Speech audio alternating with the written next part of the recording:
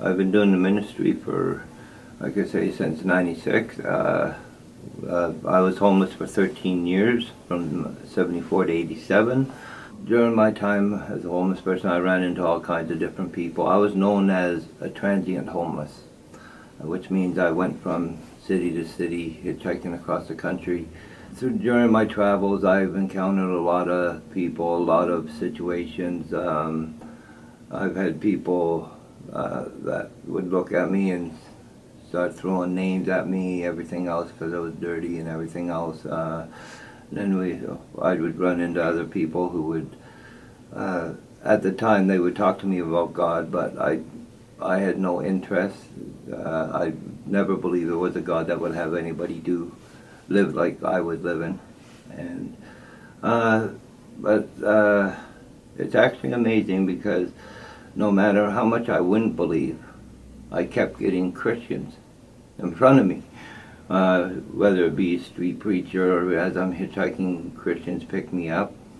And then one day I was picked up in Ontario by 3 gentlemen from the Gideons Association. And I spent a week with them, and they kept talking to me, everything else, but I still hadn't come to that point when they dropped me off. And then in '87, I was in Winnipeg, and I met Marcia. At that time, she took an interest in my story and everything else, and she decided that she wanted to do something to help me. So she got me cleaned up. I wound up with, once I got cleaned up, wound up with a job as a telemarketer. And she's been with me ever since. We actually got married in '96. And yeah, but we have a lot of people that are so shocked that somebody with my background and her background would get together, because she came from a very strict Anglican background. And people are just amazed at how God just put us together. And now you've been able to help others. Yes. I decided that after we got married that I wasn't going to leave the homeless population out there. Even today, even though I'm not out there anymore, homeless, that they are still, as far as I'm concerned, a part of my family. Mm-hmm. And they're also a part of God's family.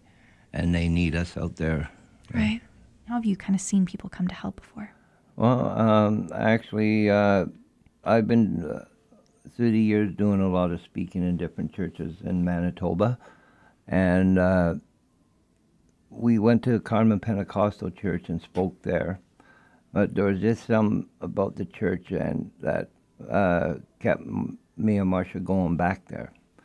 And then there's Jaron that lives there, a little boy in Carmen that